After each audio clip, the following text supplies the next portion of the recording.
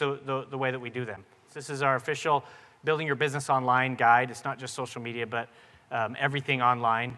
And it covers the principle. We took a unique approach to writing a social media a policy document. You know, if the attorneys had their way, you would just write a list of all the things you can't do and you'd be done with it, right? But we took a different approach and said, you know, we're going to explain, here's why we do things the way that we do them. And the first couple pages are just that, explaining why we do things the way that we do them. And I think that's really important in understanding, you know, who we are. So you can also find it on our Download and Print Center online. And there's a PDF there, so you can print it off, share it, or whatever. I actually had a cool experience one time. I got a call, it just so happens to be from Alan Pariser, and he wanted to talk to me about one of the new superstars that he was going to enroll and had some questions about social media. And when I get those calls, my first thought is, okay, here we go. I'm going to have to explain the whole thing, you know, from the ground up. So Alan connects us. We get on the call, and the first thing the guy said is, Alan passed along these social media guidelines. I've read them all, and I just got to say, I think it's great. And I kind of stopped, and I was like, whoa. You know, before he even enrolled, Alan made sure that he was set up for success by making sure he understood our social media guidelines. Okay, so we can kind of summarize who we are and who we're not with these 4 key pieces. The things we want to do with social media is we want to be proactive and build genuine relationships. We'll talk about both those. The things we don't want to do is anything that puts us in a bucket of that industry or anything that burns the fields. We'll talk about all of those briefly. The first thing is being proactive. What does that mean? So I've been with Melaleuca for over 17 years now, and since the first week I worked here and talking to marketing executives, there's always people looking for a better way, a faster way. What's the secret? What's this guy doing? What's that guy doing? You know, there's always some kind of, maybe I should be passing out business cards, or maybe I need a sign on the side of my car, that's the secret, or maybe I need a website, or maybe, no, I need tapes and CDs, and there's always been that temptation, rather than to approach somebody and build the relationship the old-fashioned way, there's been a temptation to pass out a bunch of CDs and sit at home and wait for people to call you after they listen to the CD. That's happened to me before. It happened to me at church once. A guy came up, handed me a CD, and said, listen to this and give me a call. And he walked away. I had no idea what it was. Of course, I threw it away. You know, but that was his approach. He was hoping I would call him, right, rather than coming up and making an actual approach. There's always been that temptation. So you pass out a bunch of business cards or tapes or CDs, whatever it is, and then you sit at home and you wait for the phone to ring, right? But does the phone ring? No, it doesn't. The phone doesn't ring. And I believe we set people up to fail if we think all you got to do is post something on social media, a really good social media post, and a bunch of people are going to contact you and say that they want to enroll with Melaleuca. It's not going to happen that way. So make sure your approach, Melaleuca, for social media is building relationships, as Courtney talked about yesterday, the same way you would do face-to-face. Systems. There's only one system that's been proven to work at Melaleuca, and it's the 7 critical business building activities. That's it. But it reminds me of a story that I wanted to share with you about, so after being at Melaleuca for 9 or 10 years, they got tired of me and they sent me overseas to Australia. I lived there for 2 years to oversee the Australia-New Zealand market. And while I was there, I learned a story about a guy named Cliff Young who was a farmer and decided to run an ultra marathon. Have you guys ever heard of an ultra marathon? Do you know what these are? So this marathon was from Sydney to Melbourne. It's 544 miles. It takes a week. 544 miles, ultra marathon. This 61-year-old farmer had never run in any kind of race before, and he decides to enter the race, right? So this guy shows up, and he's wearing what they call gum boots, which are rain boots, the galoshes that go over your shoes. He's wearing gum boots, and he takes out his fake teeth because they rattle when he runs, right? And he starts running this race against these high-endurance athletes who have been training for years and years and years, right? So they set out on the race. Make a long story short, we fast forward. This farmer, Cliff Young, beats everybody by over 9 hours. 9 hours. So along the race, these guys are thinking, oh, he's cheating. He's got to be cheating. There's no way he can be. He's got to be cheating. And the race officials are like, no, we followed him the whole way, just like we have somebody following everybody. He's not cheating. They thought, well, I know what the secret is, those boots. So they actually had these high-endurance professional athletes try wearing these gum boots in races, because it's got to be that. You know, or no, maybe it's the teeth. Does not having teeth in your mouth give you some sort of advantage? They were looking at all these reasons why this guy might have won, because there's no way he could have won, right? But why did he win? Does anybody know? He was a farmer. The guy was a farmer and couldn't afford a horse. So when he needed to round up his cattle when a storm was coming, he would run on foot, literally for days at a time, to outrun a storm to get everybody in there. He had been running his entire life. You know who that reminds me of? It reminds me of Jefferson Green. It reminds me of a lot of people in this room where sometimes we look at, oh, what's Jefferson doing? He's got to be cheating. He's got to be doing, he must have some kind of system. That's what he's doing. That's why he's getting ahead. But the truth is, well before he came to Melaleuca, he spent more than a decade building relationships and a contact list. And so sometimes it looks like, oh man, he must have some special system. No, a system is working his guts out, and the fact that he's spent, just as Malcolm Gladwell in his book Outliers, to become an expert at anything, you need to spend about 10,000 hours. He's put in those 10,000 hours. Alan Pariser's put in those 10,000 hours. That's why he's a corporate director. But sometimes we think, oh, Jefferson must be doing it a special way because he did it in a year. He advanced to corporate director.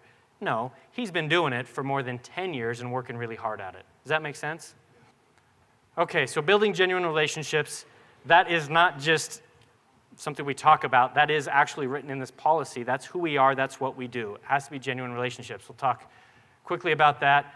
And then public and private groups. Here's how we differentiate the two. For the sake of our policies, there's only two groups. A private group is where everybody's a customer or a marketing executive. So if you want to have a team page and you want to share success stories, you want to say Melaleuca, you want to talk about income, those kinds of things, that's generally okay in a private page where the only people who are going to see it are already enrolled with Melaleuca, right? Why can we talk about, show commission checks and that kind of thing at convention? We can do that because everybody's already a customer or marketing executive who's in attendance. We can speak differently to that audience because we're not trying to recruit, based on that stuff. So that's okay. Anything outside of that, any group outside of that, we consider public. And so all the social medias apply, all the social media rules apply outside of that private group. Make sense? Okay, the other thing we don't want to do is put us in the bucket of that industry. I'll show you some examples. One of those being no lavish lifestyle. Fire your boss, massive bank account. We had a guy when he advanced to senior director, he went out and rented a Lamborghini so he could show everybody that he got a Lamborghini, right? It's not who we are. We're a real company, real substance. We don't do that, not to mention the FTC specifically states that you can't do that and they will come after you. So one, we don't do it because we don't need to, because the truth is good enough. But two, it's not tasteful anyway.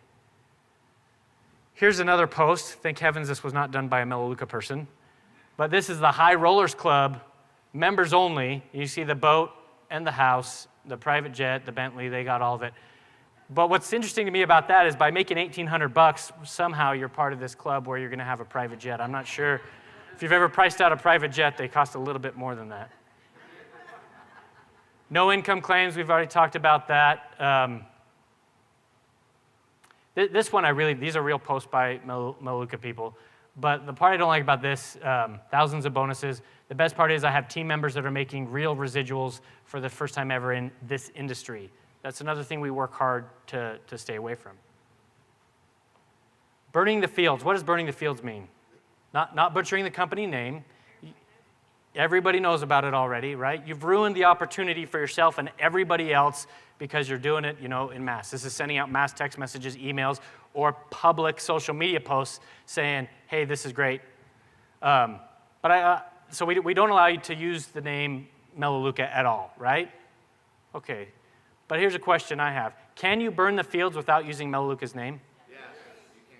You can. I want to show you an example of a company who did that. This is a company that, so I'll back up a little bit. Here, Idaho Falls, Idaho, right? Small town. We have, I don't really like social media, which is kind of weird because I'm the guy who's talking about social media. But I found something one day on Facebook that I actually liked. It's called Marketplace. And it just shows what are people around me selling, right? And I've seen, I bought stuff off that. They sell, around here there's a lot of motorbikes and four-wheelers and I bought a generator. I mean, there's some cool stuff. I bought an iPad. You can buy a lot of cool stuff on this marketplace. I love looking around and seeing what people are selling. Well, one day I saw this, and I didn't know what it was because when you look at Marketplace, it only shows you the picture. So even without the company name, you just see the picture, right? Well, then I started to see more and more and more.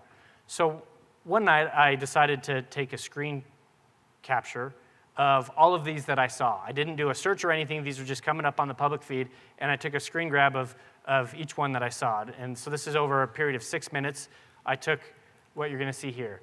And this is LipSense. I don't even know what that is, but some sort of lip product. $25, right? Okay. I saw another one, $25. Then I saw another one, shape of a pyramid, $25. $25. None of the pictures are the same, right? But it doesn't take you long before you recognize every single LipSense. Every one of them is LipSense. $25. So after a while, what was interesting is I started noticing something else. $22. Why did she do $22? Beat the guy, and we're talking Idaho Falls, Idaho, right?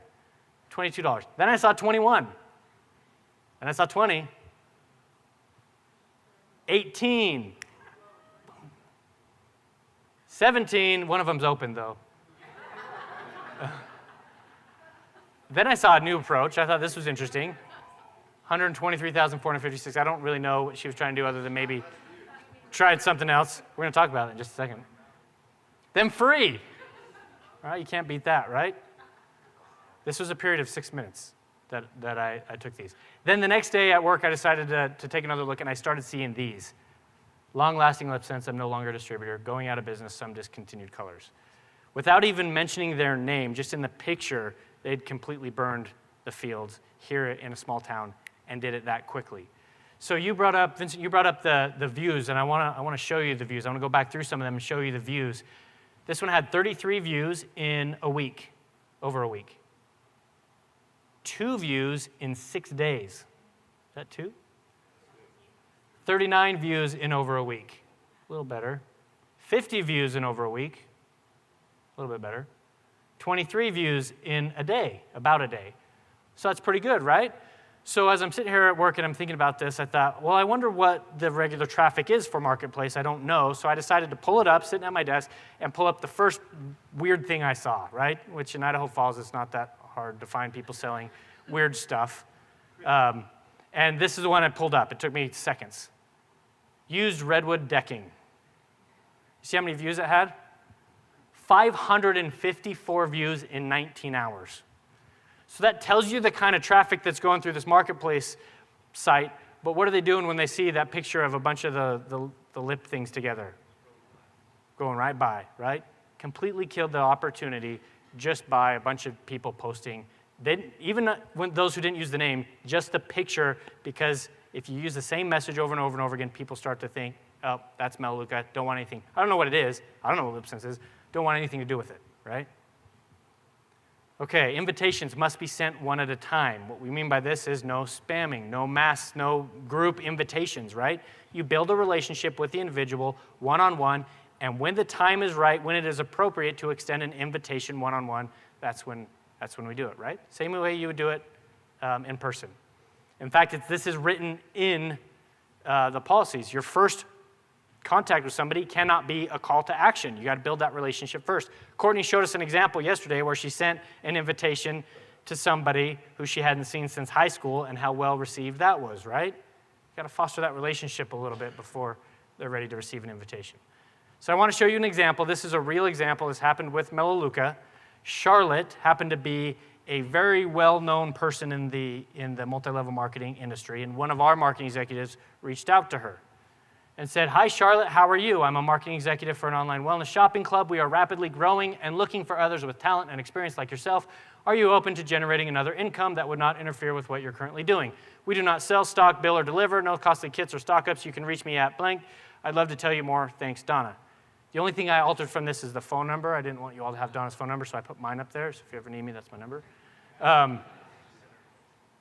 So what's wrong with this? Is there anything wrong with it? You're not building a relationship at all.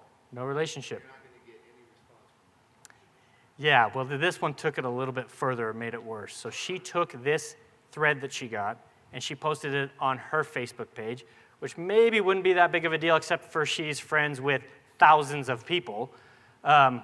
But the good news is she doesn't say Melaleuca, right?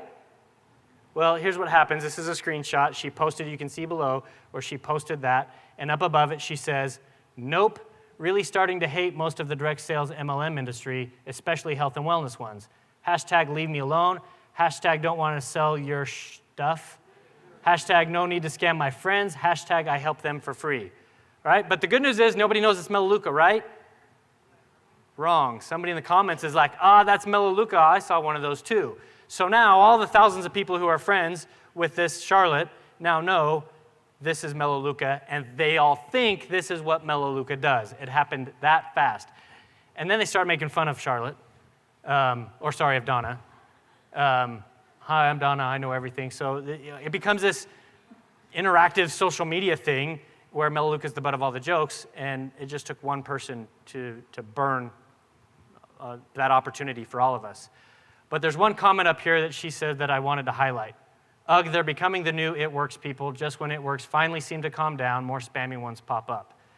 That's not a dig on It Works by any means. This is her comment, but that was the perception of, their perception of that company, right? That's a bucket we don't want to be in. We work really hard to stay out of it, and it only takes one or two people to screw that up for all of us, which is why we're really serious about making sure we have a healthy business, growing business, and great opportunity today and 50 years from now. That's part of my job, is to make sure we're not taking any shortcuts that are going to damage our business 50 years from now. So if those who are serious about building a business to last a lifetime, you will have that opportunity, and we're going to get there together. Another piece of social media is be consistent with what other people expect. When somebody friends you on Facebook, right, what do they want to see? What do they expect to see? Why did they friend you? They don't want to hear about a business opportunity. We'll skip through some of these. You've seen them before. No calls to action. I'm here to help. Call me. Have a meeting tonight. Is anyone here looking for part-time work, right? Nope. This is an interesting one. She knew our policy, so she decided to have her dog post. Wolf, I see you've been watching. I'm wondering if you have any questions. My mommy sure would be glad to talk with you about the awesome products she uses for her home. You won't regret it. Nice try. No. We don't talk about more than one product at a time. We do allow you to talk about Melaleuca products and endorsed products. That is consistent with what people expect on social media, right? This watch that I got because somebody posted, a friend that I had posted something about, hey, this looks like a cool watch on social media. I was like, it does look cool. I bought a watch, right? That happens. People endorse products, that kind of thing. But if he would have said, hey, call me if you want to learn how to get one or whatever, I wouldn't have called him, right? He was just endorsing it. So you leave out that call to action. We got to be consistent with what people expect. For example, how would you feel if your doctor, your friend's on Facebook, and he posts something and says, man, we had a wicked flu season. I killed it. Check out my new ride, right? You laugh, but it wouldn't be tasteful. So we don't do that. We don't do that either. If your accountant was like, man, I use TurboTax. I just sat and on my computer, check out my bonus check, you know. People don't do that. So we're not going to do that either. Sometimes, this is the one I call TMI, too much information. You put too much information in a post, and it's just, no. Save it for the overview. And this is always safe. When in doubt, don't do it. Don't ride the line. There's no need for it. So I get feedback often after I talk about our policies. This is the part of the agreement you can read later, where it says that we'll hold commissions and whatever we need to do to make sure we're serious about it. Again, we've got to protect the opportunity, just like all of our other policies do. We've worked hard to protect your business, and not just your business today, but your business of the future. So the feedback I get often is, okay, Kevin, you've talked a lot about what I can't do, so what can I do? I feel like I can't do anything, right? But the argument I have to that is you can do pretty much anything on social media that you want to do. You just got to do it a little bit differently. And I'll show you some examples of that. But first, things you can do, you can share a product experience. You can share a short video about a product. You can do stuff that's just social, time with your family, celebrating, quality of life, tastefully building your brand, and creating genuine interest and curiosity. Those types of things are all okay, and that's all also outlined in that document you have. So I want to show you an example of a post of what somebody wanted to do and how I think we can make it even better. So here's the example. I'm so thankful to our company that allows me to be able to work from home so I never miss these magic moments, right? I could have backed this up to where this really could have started with, hey, call me, find out how you can work from home too, because I'm at my kid's soccer game, right? But if that's what you want to do, you could do something like this. I'm so thankful to our company that allows me to be able to work from home, right? But I think this can be done even better. I think you could say this without saying things like our company, because as soon as you say that, it already is like, okay, here we go. You're talking about your company again and how great it is and how great you are and how great everybody is who's part of your company or your thing, and you kind of alienate those people who aren't part of it, right? So here's another way this person could have done that. Just cross out to our company and say, I'm so thankful to be able to work from home so I never miss these magic moments, right? Better, right? Compliant. But I think you can do even better and still deliver the same message. Jimmy scored his first goal today. Of course, I had to sit through 12 games this season in freezing rain, scorching heat, and even hail, but it was worth every second. Now, this is a true type of post you would see in Idaho Falls, where we have scorching heat and freezing hail and snow and everything within a 12-game season, right? But what does this say that the other posts didn't say? Never missed a game. I didn't have to say, I'm so grateful for my business opportunity, or I have a business opportunity, right? I didn't even have to say that I work from home, and so can you. I didn't have to say any of that. But what's the nuance of the message? I've been to every game. I've never missed a moment. So now when this person contacts me and says, hey, have you been? We haven't caught up in a while. I want to talk, whatever. I'm genuinely interested in what the heck are you doing, because you always seem to be there, right? But if your posts were all about thanks to my company and this, as soon as I saw your name come up, I'd be like, whoa, no, I know where this is headed, right? Genuine curiosity. You can say what you want to say, just sometimes you got to look at saying it a little bit differently, because what you don't say will always be more powerful than what you do say. Nuance is an important principle. Okay, I want to show you a couple of examples, and then we'll wrap up. This is Brooke Paulin. She says, no place I'd rather be, #date on the mountain, we love copper, my love, right? What's the nuance of this message? This happened to be a Wednesday. Well, how do you... You're showing that you're not at work, that you're enjoying your loved one's time. In the mountains together. In the mountains together with my loved one. Not having to show up to a job, and they're attracting their audience to that lifestyle to them. That's attraction marketing. You bring people Very out of social. that curiosity versus running things in the opposite direction. Thank you. There's a couple other examples that we have, Brooke. We just don't have time to share them. But one of my favorites is there's one from Jason where it's a picture of him doing the daughter's hair, and Brooke took a picture of it. Some of you may have seen this. And Brooke says, she won't let anybody but daddy do her hair, right? It's one of the most powerful messages I've seen on social media, because the nuance of that post is dad's home. To the point where not only does he know how to do his daughter's hair, right? I have no clue how to do my daughter's hair, right? But that she only lets him do her hair, right? That's a way to deliver a powerful message in a way. If you see how many likes that got within hours, it was hundreds. I mean, people love to see that thing on social media. They got their message out loud and clear. And contrast to that, Brooke actually did a post while she was here at Road to Executive Director. She took a picture at a dinner. She's like, I'm loving having this great event with some friends. Totally compliant, no issues, right? And she had like 100 likes. A fifth of what she'll normally get, because this is the kind of thing people want to see. They want to see lifestyle. They want to see you building your brand.